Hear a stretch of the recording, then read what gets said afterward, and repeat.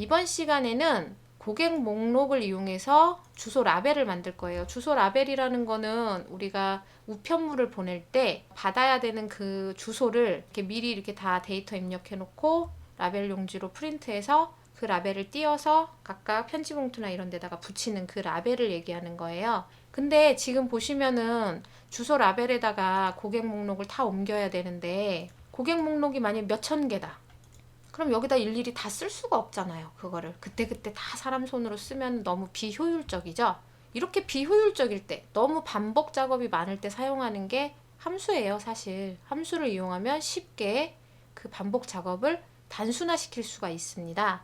우리는 이거 어떻게 할 거냐면요, 고객 번호에다가 만약 1을 입력을 하면, 이게 지금 몇 칸짜리 그 주소 라벨이냐면 하나, 둘, 셋, 넷, 열세, 열네, 15, 16, 16개가 지금 주소가 들어가는 주소 라벨이에요. 여기 만약 1을 입력을 하면 1번부터 16번, 이 고객 번호 1번부터 16번에 해당하는 고객의 정보가 여기 자동으로 입력이 되도록 할 거예요. 함수로. 그 다음에 여기가 만약 17만 입력을 하면 자동으로 17번부터 16명, 16명이면 32번까지겠죠? 이 고객의 정보가 여기 자동으로 쭉 입력이 되도록 할 겁니다. 물론 우리는 지금 연습이라서 32번까지밖에 없는데 뭐 몇천 명이 된다면 그건 또 상관이 없어요. 상관이 없도록 우리가 만들 거예요. 그래서 고객 번호만 입력하면 바로 정보가 입력이 돼서 인쇄만 하면 되는 그런 주소 라벨을 만들어 보겠습니다. 그러면 우리가 여기서 지금 필수적으로 알아야 되는 게 뭐냐면 이름 정의예요. 그러니까 이름 정의를 굳이 사용을 안 해도 상관은 없는데 하면 편해요. 자, 이름 정의가 뭔지 설명을 드릴게요. 예를 들어서 이게 지금 6개밖에 데이터가 안 되는데 이게 몇천 개라고 하면 우리가 아까 여기 범위 잡을 때요, 요 범위 지금은 몇 개 안 되니까 이렇게 드래그를 했는데 몇천 개 되면 드래그 하기도 힘들어요, 사실. 그래서 드래그 하기 힘드니까 미리 이 범위를, 이름을 정의를 해놓으면 그 이름을 바로 여기서 사용을 하면 됩니다. 자, 예를 들어서 지금 요만큼, 아까 요만큼이었죠? 이만큼 범위를 잡고 이름 정의는 여기 이름 상자에다 해주시면 돼요. 여기다가 고객이라고 할게요. 엔터 치시고, 그럼 이 범위의 이름은 이제 고객이에요. 어떻게 확인할 수 있냐면 범위를 잡으셨을 때 이 자리에 이렇게 이름 상자에 나타나는 게 그 범위의 이름이에요. 보통은 범위 잡으시면 이렇게 첫 번째 셀만 나타나거든요. 근데 이름 정의를 하시면 그 이름이 여기가 나타납니다. 그럼 이 자리에서 고객이라고 쓰시면, 이거는 범위이기 때문에 D5처럼 셀 참조예요. 이것도 주소예요. 그래서 큰 따옴표 하시면 안 됩니다. 문자라고 큰 따옴표 하시는 게 아니에요. 이렇게 이름만 쓰시면 돼요. 훨씬 편하겠죠. 굉장히 데이터가 많을 때 그냥 그 이름 정의한 거 글자로 쓰시면 됩니다. 그렇게 해서 하면 결과는 똑같아요. 그래서 그렇게 이름을 정의하시면 되는데 여기서 이제 이름을 관리하는 법을 반드시 아셔야 됩니다. 왜냐하면 이렇게 범위를 잡았어요. 근데 나중에 데이터가 좀 늘어났어요, 많이. 더 이상 이 범위가 아니라 뭐 이 정도 잡아야 돼요. 그걸 고객으로 하고 싶어요.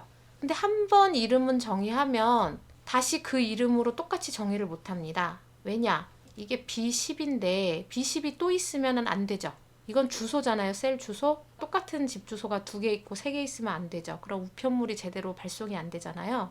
그래서 이미 여길 고객으로 지정하면 여기를 이렇게 잡고 고객으로 한다고 해도 지금 이 범위가 고객이지 이 범위가 고객은 아니에요.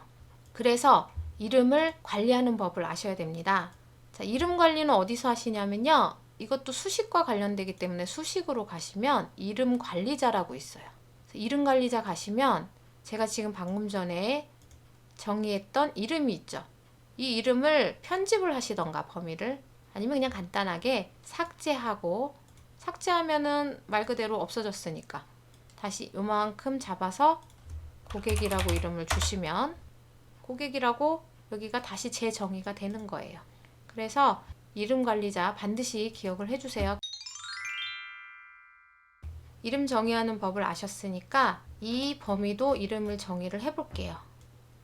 자, 우리는 이만큼을 잡아야 됩니다. 자, 아까 첫 번째 열이 검색어라고 했잖아요. 우리 고객 번호로 찾을 거예요. 그럼 고객 번호가 검색어가 되기 때문에 고객 번호부터 뭐 우편번호, 주소, 연락처 모두 다 필요하기 때문에 모두 다 범위를 잡으시고요. 이름을 주소 목록이라고 정의를 해주겠습니다. 자, 엔터 치시면은 이름 정의 끝났습니다. 만약에 여기서 실수를 하셨다면 아까 말씀드린 대로 이름 관리자 가셔서 이름 삭제하신 다음에 다시 정의를 해주셔야 돼요. 자, 그럼 이름 정의는 됐고요. 자, 주소 라벨에서 이 고객번호 요 셀도 이름을 정의를 할게요. 그냥 F3이라는 것보다는 한글로 하는 게 더 직관적이고 보기가 좋거든요. 그래서 F3도 고객 번호로 이름을 정의를 하겠습니다. 요 시트의 F3은 고객 번호가 되는 겁니다.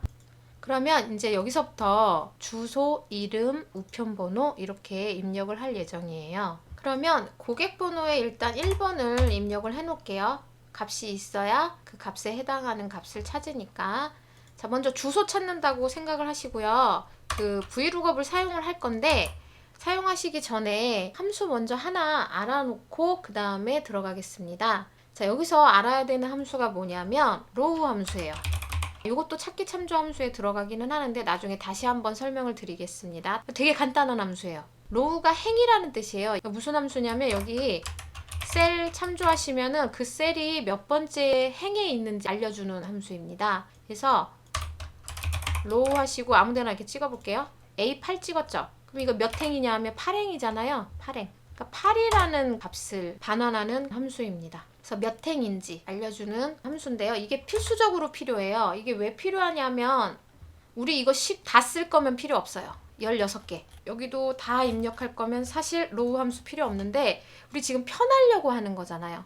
그래서 우리는 식을 입력을 여기만 할 거예요. 요 두 개만. 나머지는 그냥 복사할 거예요. 근데 복사했는데 답이 달라지려면 이 로우 함수를 사용을 해야 됩니다.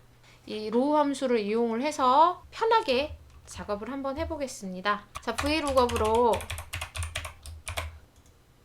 일단 로우 사용 안 하고 한번 해볼게요. 고객번호, 쉼표. 지금 1번의 고객번호에 해당하는 주소 찾는 거죠? 그러면은 여기 범위에서 고객번호부터 주소까지 범위를 잡아야 돼요. 근데 연락처까지 잡아도 되니까. 그렇게 치면 아까 이름 정의해 놓은 거 있었죠? 주소 목록이라고 아까 이름을 정의를 해줬어요. 고객번호부터 연락처까지. 그래서 이렇게 입력을 해주시면 되고요. 그 다음에 이거 잠깐 확인해 볼게요. 가셔서 주소를 입력해야 되니까 하나, 둘, 셋, 넷, 다섯, 여섯. 여섯 번째 있죠? 자, 여섯 번째 6. 그 다음에 정확히 일치하는 거 0. 이렇게 해주시면 돼요. 이게 이제 고객 번호로 요거 고객 번호에 해당하는 주소를 찾겠다. 이런 의미죠. 이거는 답이 나와요. 그리고 요것도 한번 해볼게요. 일단 로우 사용 안 하고요. 고객 번호, 주소, 목록. 그 다음에 여기가 이름이니까 이름이 몇 번째 있냐면 하나, 두 번째 있어요. 그러면 이거는 셀 참조하면 원래 이렇게 뜹니다. 2, 그 다음 0. 이름 뜨겠죠? 그 다음에 이번에는 우편번호, 고객번호 찍으시고 주소, 목록. 그 다음에 우편번호가 하나, 둘, 셋, 넷, 다섯 번째 있네요. 그러면 5. 그 다음에 0. 자, 엔터 치시면은 이렇게 우편번호가 뜹니다. 자, 됐는데 문제는 1번은 할 수 있어요. 근데 여기가 이렇게 밑으로 내려가면서 1, 2, 3, 4, 5, 6, 16까지 할 거예요. 여기 8개, 여기 8개. 그럼 여기는 우리가 어떻게 해야 되냐면 여기는 더하기 1 해줘야 돼요. 왜냐면 여기가 2번 고객의 주소를 찾아야 되니까. 여기가 지금 1 적혀 있잖아요. 1 더하기 1은 2죠. 그러니까 2번 고객 번호. 나머지는 똑같아요. 그러니까 무슨 말이냐면 지금 이거 복사해서 붙인 다음에 여기다가 다 1 더하기 1 한 거랑 똑같아요. 여기 더하기 1. 여기도 더하기 1. 사실 이렇게 하면 16개를 할 수는 있어요. 일일이 다 적으면. 근데 제가 말씀드렸죠. 일일이 다 적지 않을 거라고. 그래서 로우 함수를 사용할 거라고. 자, 그럼 과연 로우 함수를 사용하면 이렇게 일일이 복사해서 수정하지 않아도 되는지 한번 살펴보겠습니다.